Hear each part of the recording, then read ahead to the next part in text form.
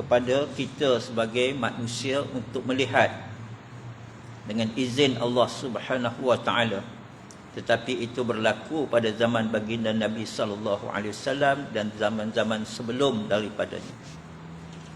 Pertamanya, kalau kita masih ingat dalam pertemuan yang lalu, kita telah melihat di dalam surah Hud ayat 69 hingga ayat 73, di mana kita telah sebutkan bahawa datangnya malaikat yang menyerupai manusia singgah sebentar di rumah Nabi Allah Ibrahim alaihi salam.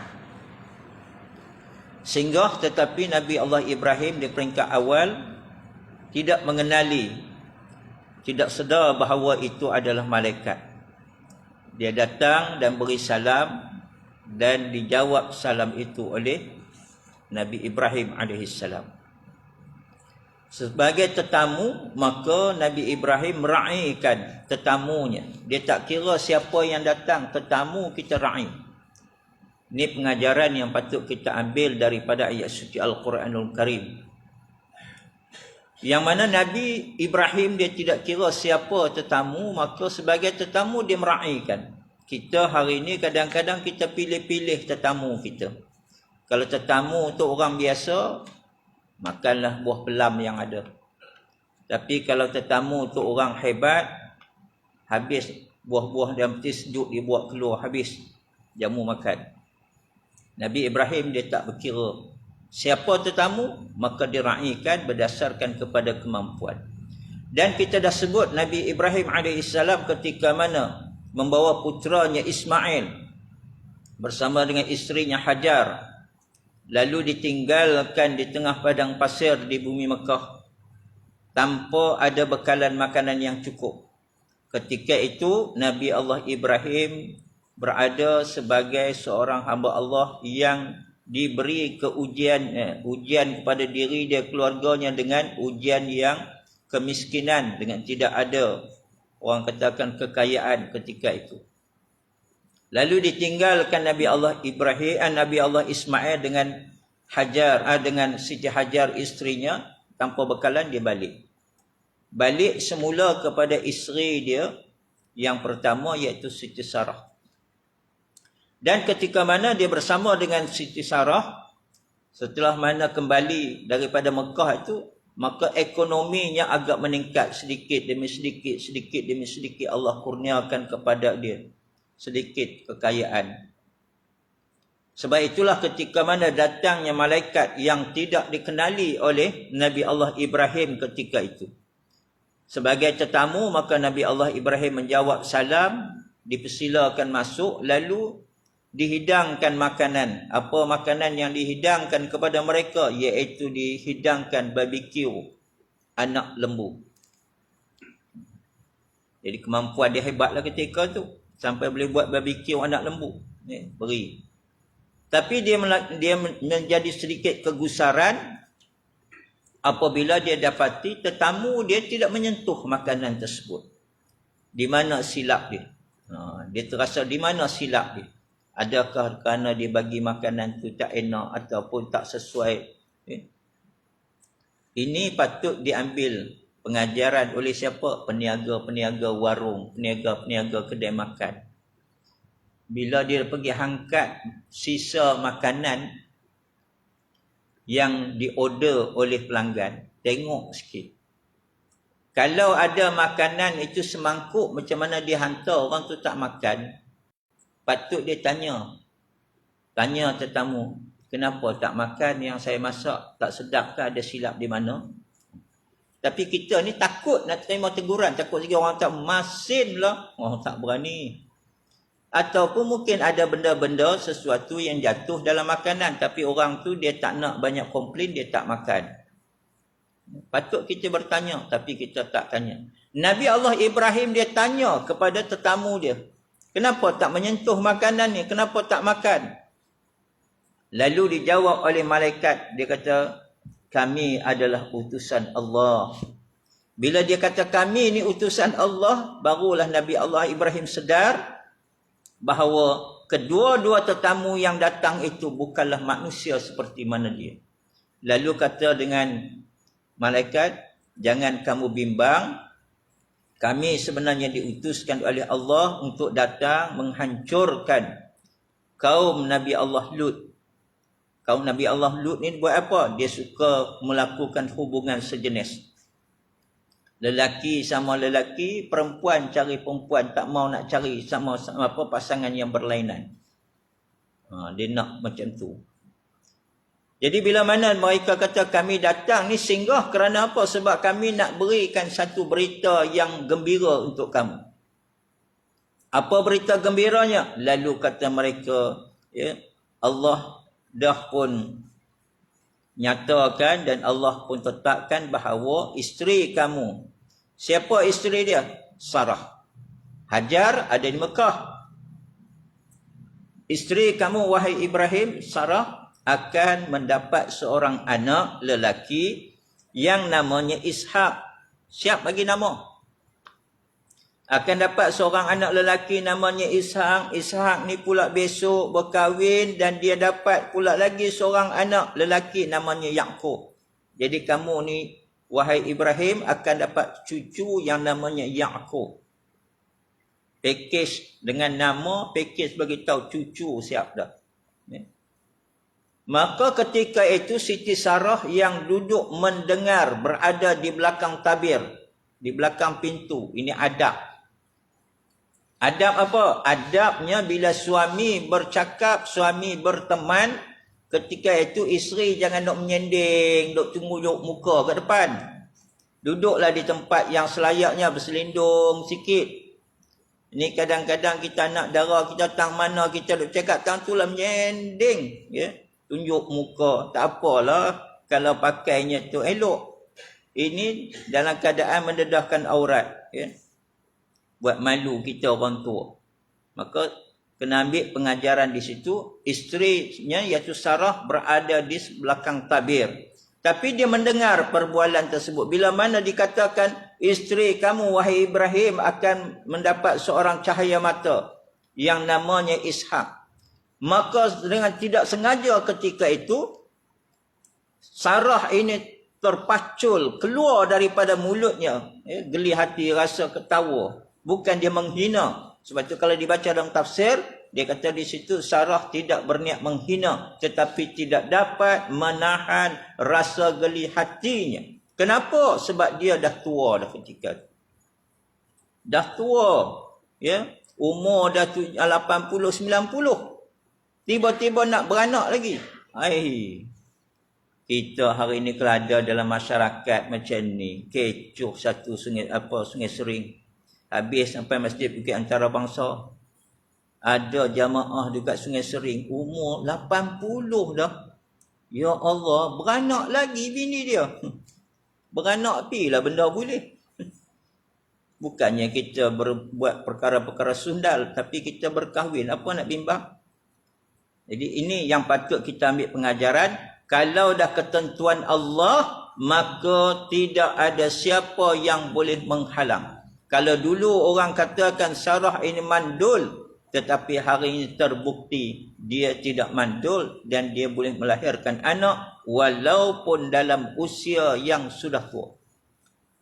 Apa lagi pengajaran? Pengajarannya di situ bahawa kalaulah anak-anak muda hari ini, remaja-remaja hari ini dah pandai dah.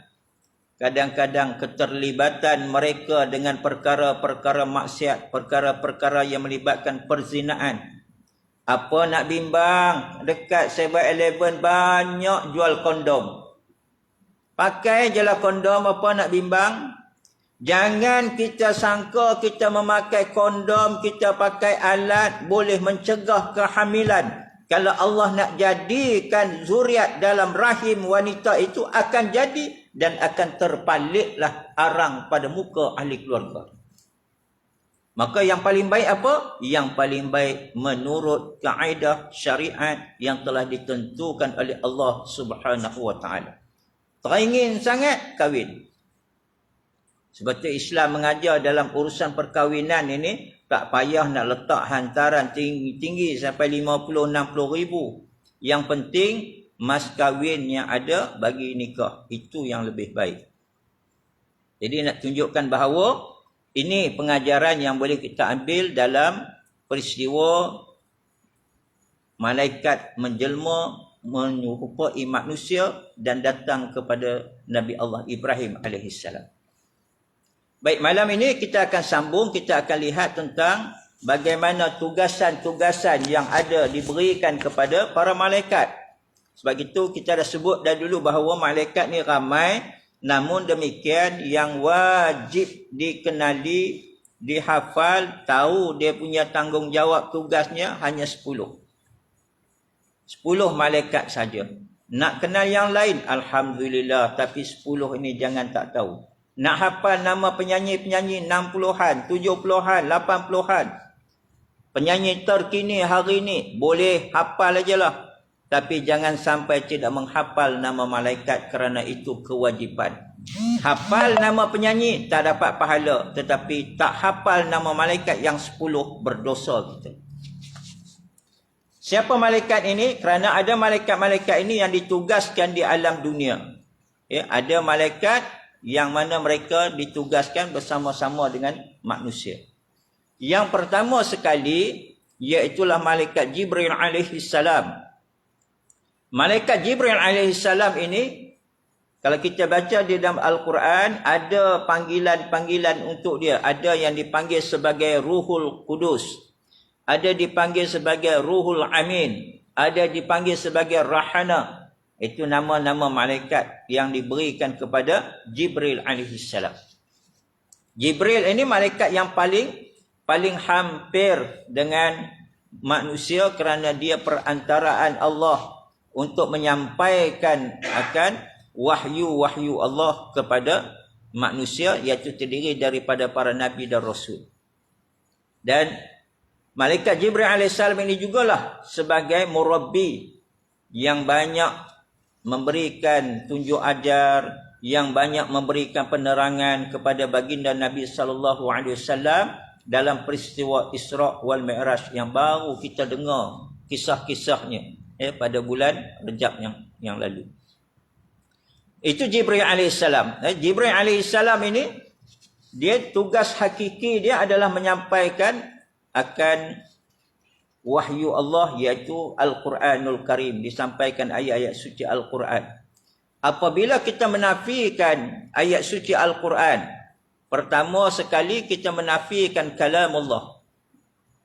Yang kedua, bila mana kita menafikan Al-Quran, sebenarnya sedar atau tidak, kita menafikan apa yang disampaikan oleh utusan Allah, iaitu Jibril alaihissalam. Seolah-olah kita hilang kepercayaan kepada malaikat yang menjadi perantaraan untuk menyampaikan kalamullah kepada baginda Nabi SAW.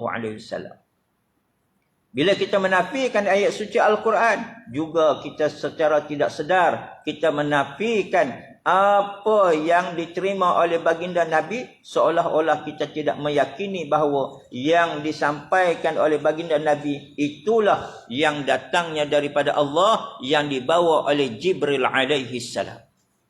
Sebab itu Al-Quran bukan sekadar dibaca, tetapi perlu ditadabbur. Bukan sekadar baca dan tadarus pada bulan Ramadan, tetapi perlu dipahami ayatnya, kehendaknya, lalu diterjemah dalam kehidupan seharian. Ini Ramadan dah tak lama dah. Bila tak lama dah Ramadan, kita dah mula dah buat perancangan, cari kumpulan-kumpulan untuk kita tadarus. Alhamdulillah, itu salah satu daripada kaedah untuk mendapatkan ganjaran pahala, iaitu membaca kalamullah Al-Quran. Dan kita tadarus ni tuan-tuan, patutnya bukan Ramadan saja. Tiap-tiap bulan kalau patutnya kita bertadarus. Tapi kenapa bulan Ramadan baru semangat nak bertadarus? Sebab bulan Ramadan ni bulan keberkatan. Jadi bila dia tak ada benda yang dia nak buat, dia rasa lebih baik aku pegang Al-Quran, dah ada keberkatan. Aku melihat Al-Quran, mendapat keberkatan. Aku mendengar bacaan Al-Quran, mendapat keberkatan. Sebab Ramadan bulan keberkatan. Bulan lain, sepatutnya bulan lain pun kita bacalah, kita teruskan. Tapi tak apalah, yang penting jangan kita tinggalkan tadarus. Dan bila tadarus pula, kita akan kaitkan dengan satu yang dipanggil sebagai khatam Quran. Dalam sebulan kita nak khatam, berat tuan-tuan, berat.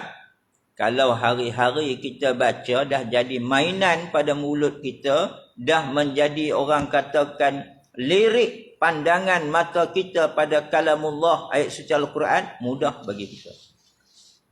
Tapi kalau bulan Ramadan baru mula nak buka Al-Quran, nak mula baca, maka nak dapat khatamnya pada penghujung Ramadan sukar. Tapi tak apalah. Lewat khatam, mula baca pada 1 atau 2 Ramadan. Khatamnya bila? Hujung tahun tak apa. Nak bertemu balik Ramadan sekali lagi, baru khatam. Bacaan tadarus kita yang kita dah baca bulan Ramadan, tak apa, tak menjadi masalah, bukan berdosa pun. Ini tak, kadang-kadang kita nak kerja. Sebab tu saya sebutkan kepada beberapa surau, masjid yang nak buat majlis khatam tadarus. Saya kata buatlah, alhamdulillah, tapi jangan nak kerja khatam tu pergi cepat. Kalau nak ikutkan ulama-ulama, memang kita lihat Imam Hanafi, Imam Syafi'inya bagaimana, hebat mereka khatam Quran, tapi kita tak boleh macam mereka. Tak apa, yang penting kita buat. Ini kita gunakan, orang katakan pendekatan yang salah, semata-mata nak khatam penghujung Ramadan. Itu yang banyak berlaku kesilapan. Dia buat kumpulan-kumpulan, kemudian dia beri, kumpulan 1 kamu baca juzuk 1 hingga juzuk 3. Kumpulan 2 baca juzuk 4 hinggalah juzuk 10.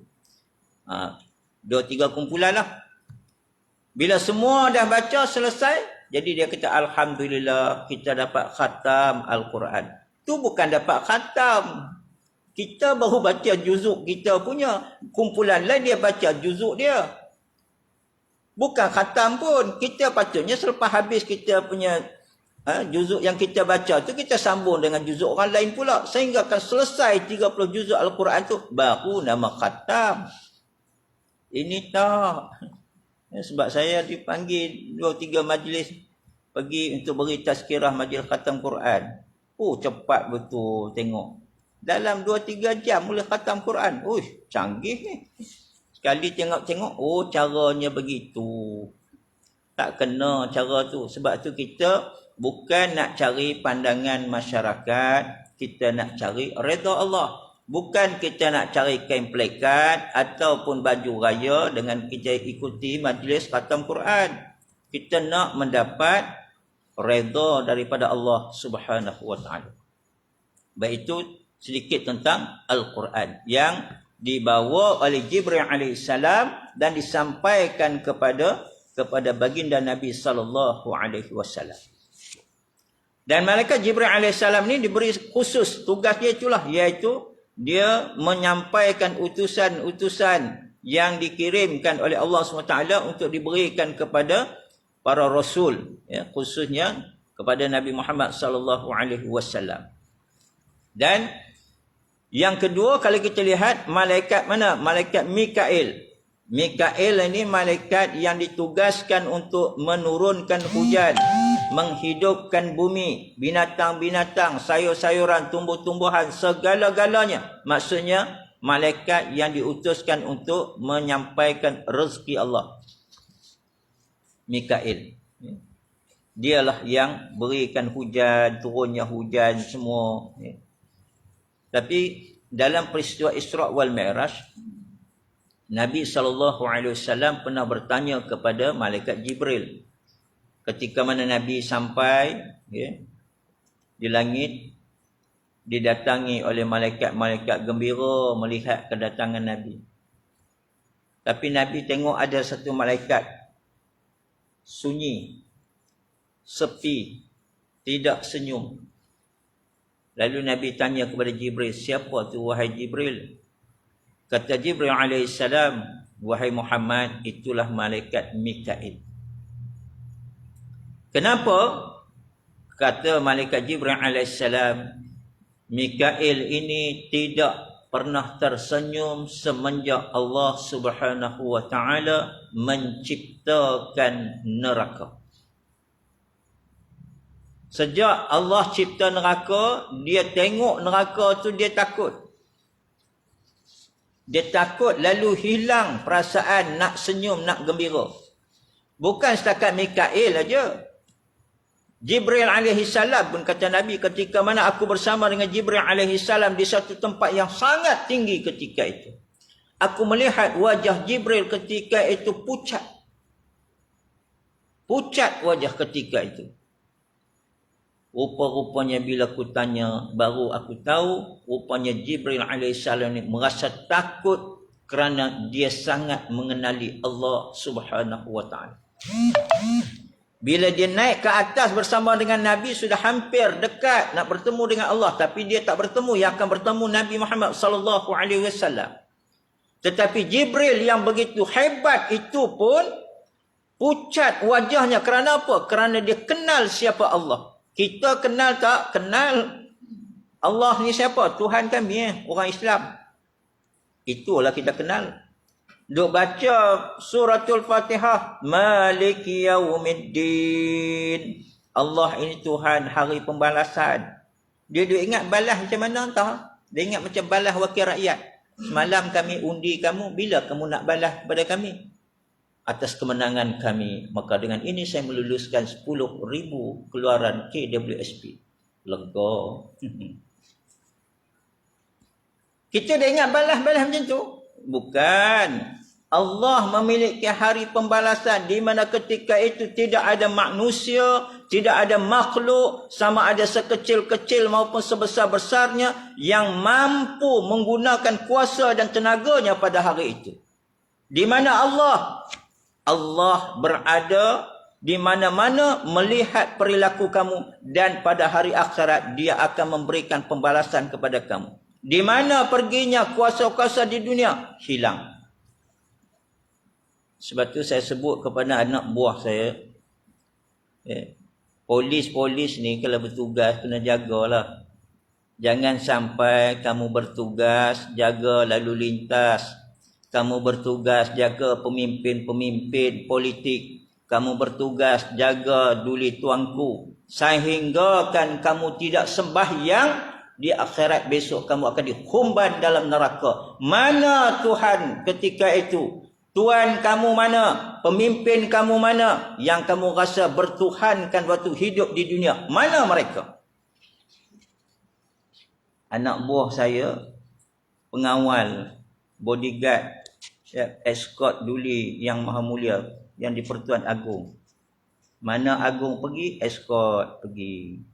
Saya kata, kamu escort itu tugas kamu. Tapi kalau sampai kamu escort yang di Pertuan Agong, kamu tidak sembahyang, kamu abaikan sembahyang, di akhirat besok kamu akan dicampak dalam neraka. Jangan harap yang di Pertuan Agong boleh tolong kamu.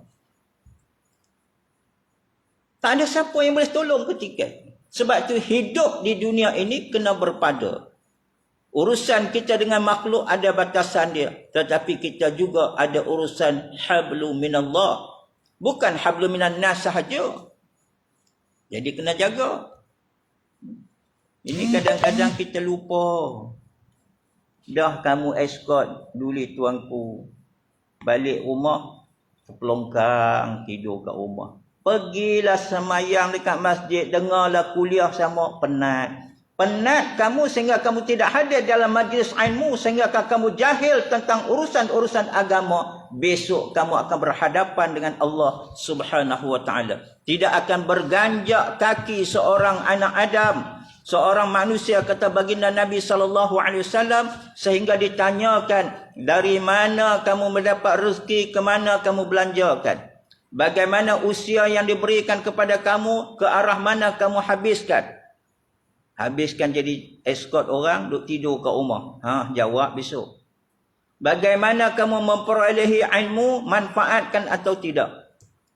Semua akan ditanya, kata baginda Nabi. Tidak akan berganjak. Jadi kalau kita mengaji sedikit sebanyak, kita fahamlah ada beberapa benda tanggungjawab yang tak boleh kita abaikan. Bukan kita marah, bertugaslah, kita pun bertugas. Ya, tapi kadang-kadang dah, ya, dia abaikan. Jangankan yang jadi jaga lalu lintas, kadang-kadang yang kerja di jabatan agama pun kadang-kadang berapa ramai lagi yang tinggalkan sembahyang. Berapa ramai lagi yang yang masih lagi mendedahkan aurat, pakai tudung tutup aurat semata-mata sebab masuk pejabat jabatan agama. Balik habis. Duduk minum kat kedai habis. Sebab tu kadang-kadang Allah. Jadi penguat kuasa tangkap orang berkhaluat, ya tugas dia. Waktu dia bercuti, dia pula telefon pula makwa yang baru belum kahwin lagi, tunang dia. Jom kita keluar minum makan. Kalau orang lain kamu tangkap, kenapa kamu pula boleh buat? Ni tunang saya. Tunang bukan isteri. Sebab tu bila kita bertugas, kena ingat, kalau kita boleh buat benda yang salah dilakukan oleh orang itu, kita ambil tindakan. Kenapa kita sendiri lakukan benda yang salah pada diri kita? Kabura maqtan 'indallah an taqulu ma la taf'alun, kata Allah. Amat besar azab siksa bagi orang yang bercakap tapi dia tidak buat. Jadi kena jaga benda tu. Sebab tu Jibril alaihi salam antara malaikat yang orang katakan sebagai ketua.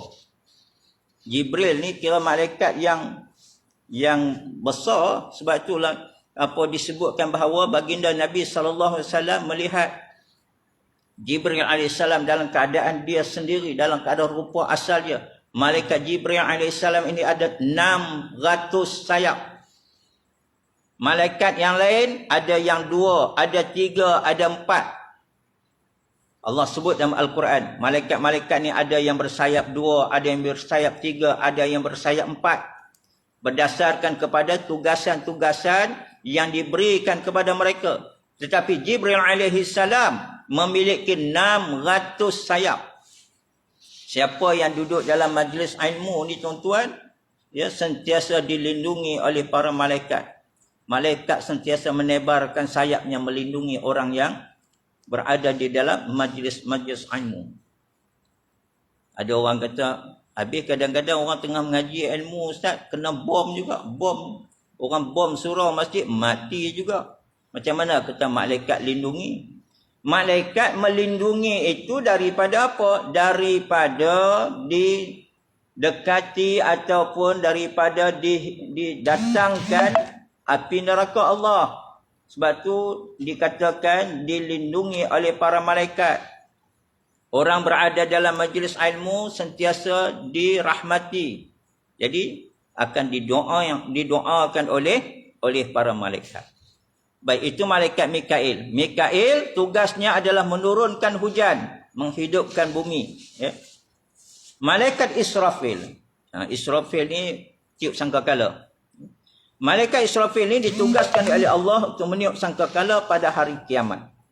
Ketika mana makhluk-makhluk yang ada itu di langit ke di bumi ke yang belum mati.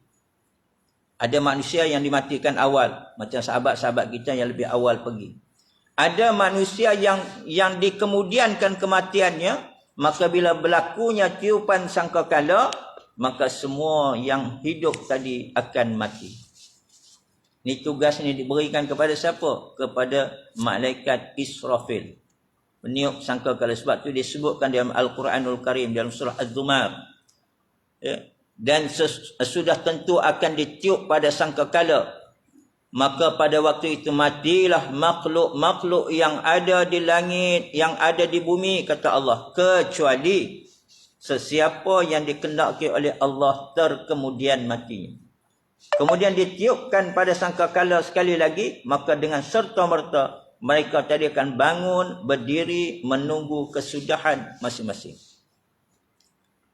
Seperti mana yang kita jumpa di dalam ayat-ayat yang lain.